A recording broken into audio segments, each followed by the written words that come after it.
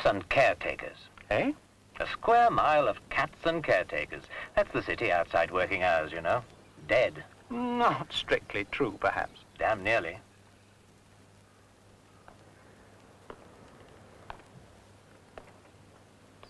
Oh, there are a few who must live here, of course, people with special interests, or because their job's an essential service, but everybody else goes home. Nowhere else to go, is there?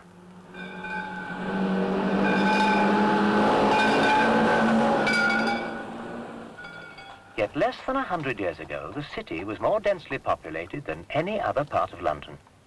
The fact is, somewhere along the line, great-grandfather let commercial greed get the better of him. 2 bunches of penny primroses! 2 bunches! Now, you can't blame great-grandfather. Look, the Victorians belonged to the richest country on earth. The city was their place of work. They were obliged to dedicate themselves to commerce. They'd no option with the vast expanding market of the empire overseas. It was they who widened the old streets and built the great commercial houses with names like household words. Sweet China origin! Sweet China! What they built became the financial center of the world. That's not bad, you know. Oh, they built.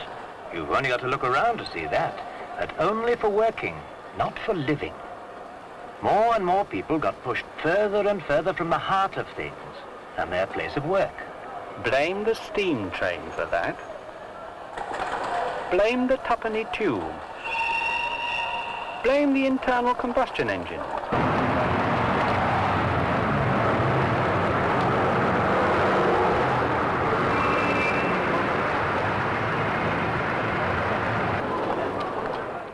Twice a day, 5 days a week. What of it? You get used to it. To and from work, you travel about 500 miles a month, don't you? Doesn't bother me. That's roughly 6,000 miles a year. In a short working life, that's more than 5 times round the world.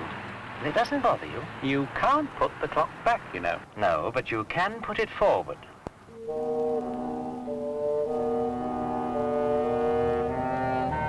In fact, way back in 1957, what I'd like to think a forward-looking resolution was approved before the Assembly of the Court of Common Council at Guildhall. My Lord Mayor, I beg to move that there shall arise in the Barbican a residential neighborhood in which people will not only be close to their place of employment, but will have schools, shops, open spaces, and all other amenities to enable them to live a full life with purpose and with pleasure.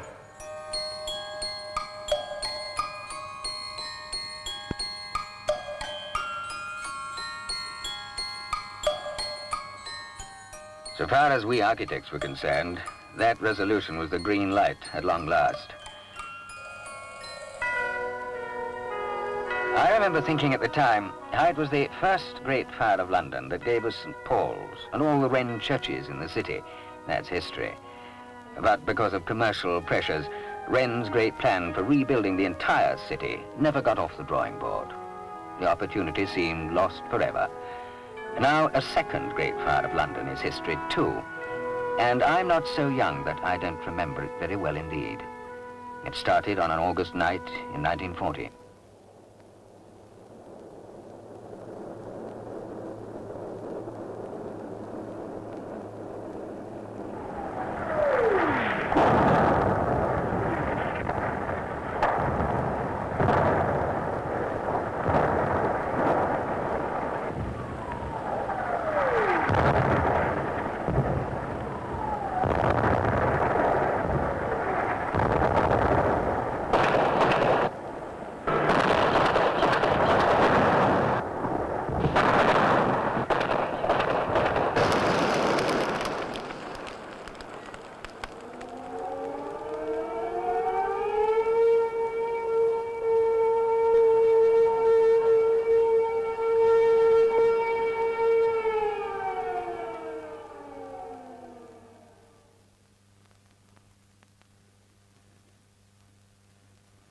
They left us with a devastated area of some 40 acres, which we called by its old name Barbican, a watchtower over a gate in a city wall. And then the arguments began. It's always been a commercial area, and probably the most valuable bit of ground in Britain. Why change its function now and lose a packet? Anyway, you won't get anything from the government. It'll all have to come out of the rates. Congestion's already bad enough, you know. You put up more office blocks, the whole place will set like a jelly. Well, the few families who did live here got bombed out. They won't want to live in the city again. The City of London should have more to offer than profits. Without a living community, it's just a factory town. Who wants to live beside a railway anyhow? Well, now's your chance. Move the bloody railway. The railway was moved. Realigned, enclosed in a concrete tunnel, the tracks isolated from their surroundings by rubber mountings. That railway is no longer a source of noise and vibration. And then we began to build part of the Barbican over the top. Close to their place of employment, but will have schools, shops, open spaces, and all other amenities to enable them to live. It sounded fine, but we only had 40 acres to play with, remember, and to justify the corporation's resolve, the residential population had to be of sufficient size, round about 7,000. The list of amenities went on growing as long as your arm. An arts centre, a students' hostel, a library, new buildings for the Guildhall schools of music and drama, new buildings for the City of London School for Girls. And not only shops, but restaurants and pubs, of course, and accommodation for over 2,000 cars, and a filling station to go with them. To most people, the site must have presented a bewildering muddle. But as design followed design, from plans and models, we gradually built up a solid picture in material terms of what was to come, while the mind's eye could range even further into the future.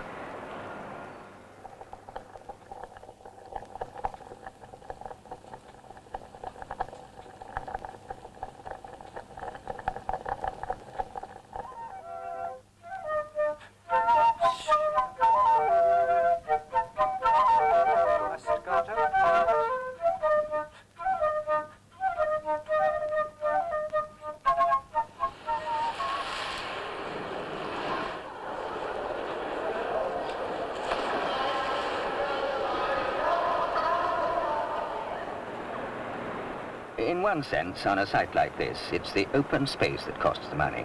Because when you can't spread out, the only ways left are up or down. We went up. Most of the terrace blocks are raised on columns or podia, which allows space to flow on, as it were, beneath these buildings. And they give a sense of continuity to the landscaped areas of grass and trees between. Trees? It's still true that great oaks from little acorns grow, but today, with a bit of mechanical aid, it's possible to have what you might call instant trees.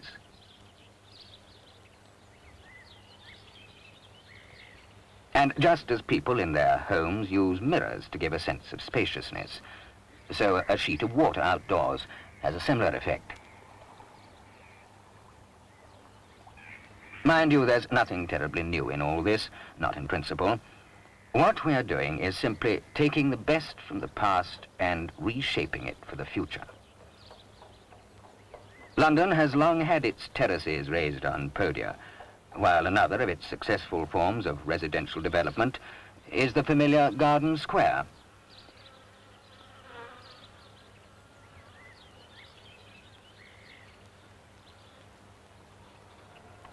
So I like to think that one day, because of the ideas realized in the Barbican, people will be able to walk unhindered by traffic through gardens and beside lakes over the entire square mile of the city.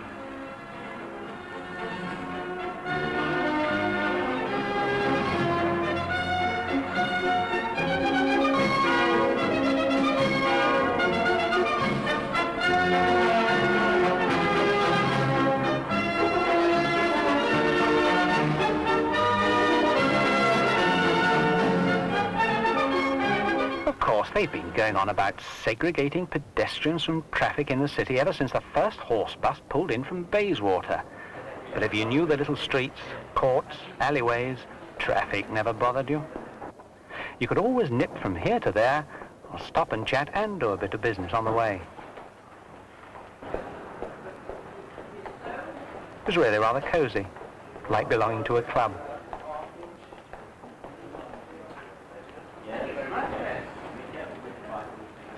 You see, the city had its special character. Above all, it had characters.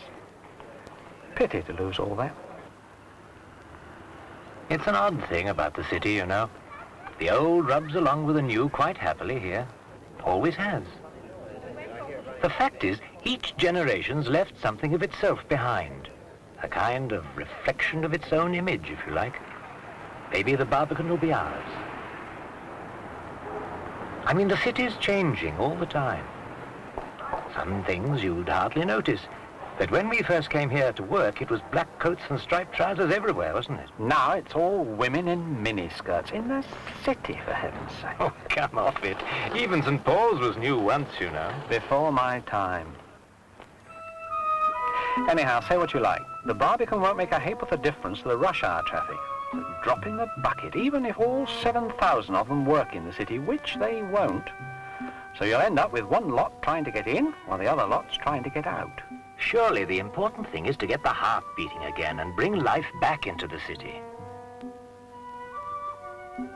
Over the years, the question why the Barbican set the corporation in direct conflict with various commercial interests. An easy and profitable solution would have been to surrender to these pressures. But with this scheme, the corporation was determined, remembering its mistakes of the past, to hold fast to the 40 acres of Barbican as an act of faith. In fact, to build a city within a city.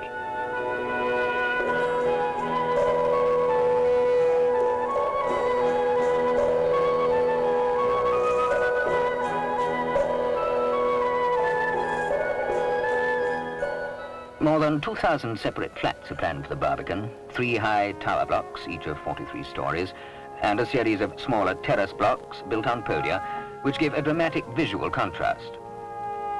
We put a lot of thought into the way each building is sited so that every flat gets a look at the sun for some part of the day at least. As you walk around, because of the openings and ways through, you'll find you can see a long way, and that gives you an added sense of the space around you. And the space won't be filled with cars. You drive in on the low level, park in your own particular spot.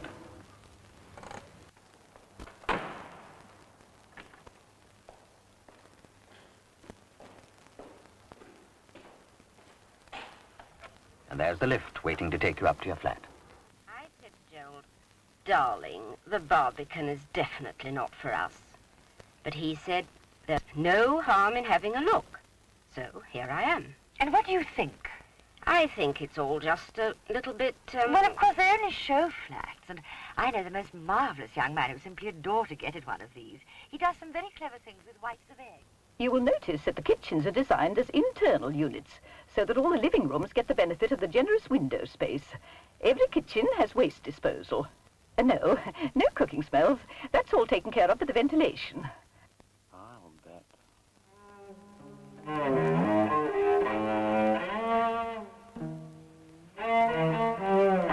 Because of the interior placing of our kitchens and bathrooms, the living areas are unusually spacious, with electric underfloor heating throughout. There's plenty of cupboard space and storage facilities for each flat. The bathrooms are fully fitted with wall-to-wall mirrors, electric shaving points and shower units. And it's the bathroom that most of our viewers fall for. They see themselves positively wallowing in the luxury of it all. Oh, is that the mermaid? North and east-facing windows are double-glazed. All our flats have been planned to allow some flexibility in the particular use each room is put to. The majority of flats are, of course, designed for the family unit, but provision is made for the single person.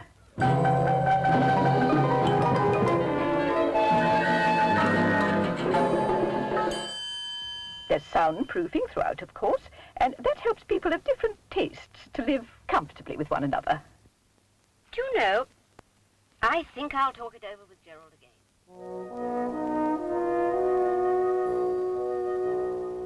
You'll find every natural environment has its own particular beauty.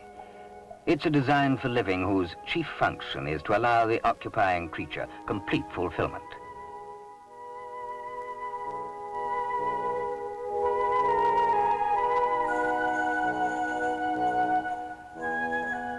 The needs of the human animal, however, are not material only.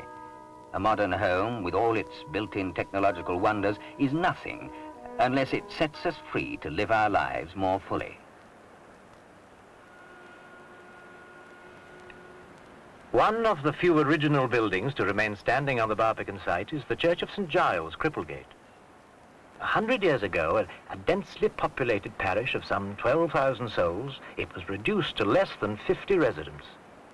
A church has stood on this spot for over 7 centuries, and the tides of history have washed over it. I thee wed, with my body, I thee honour, and all my worldly goods, with thee I share. In this church, you know, a young Norfolk farmer was married, took those same vows, and lived in quiet obscurity until his call came, then changed the whole history of the world. Oliver Cromwell.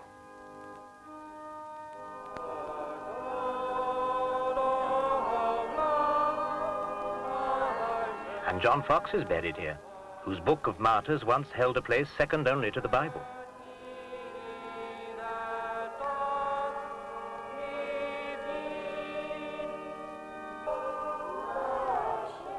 In this church, too, lies Martin Frobisher, who with Drake and Howe and Hawkins set the standards of British seamanship.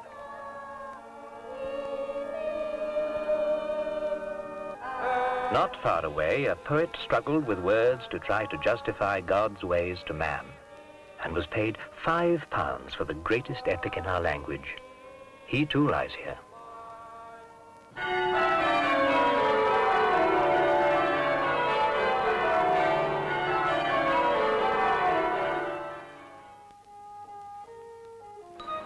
Shakespeare knew these streets with all their bustling, teeming life, and who knows? Here rubbed shoulders once with Ancient Pistol, Bardolph, Doll and Mistress Quickly, even the immortal Fat Rogue himself. Here in London, where the Playhouse once drew its rough daylight audience, now, 400 years later, beside Stratford-on-Avon, the Royal Shakespeare Company will find a new home.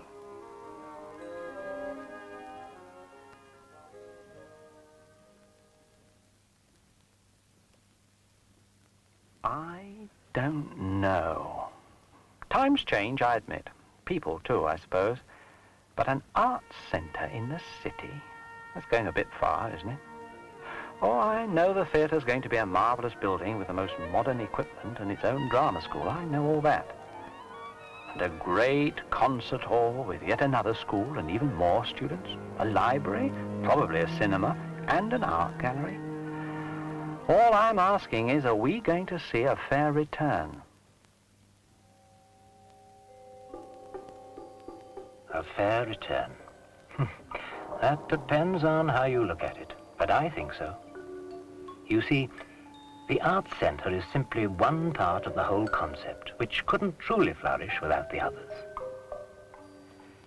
Together, they'll make not just a place to live, but a fuller way of life.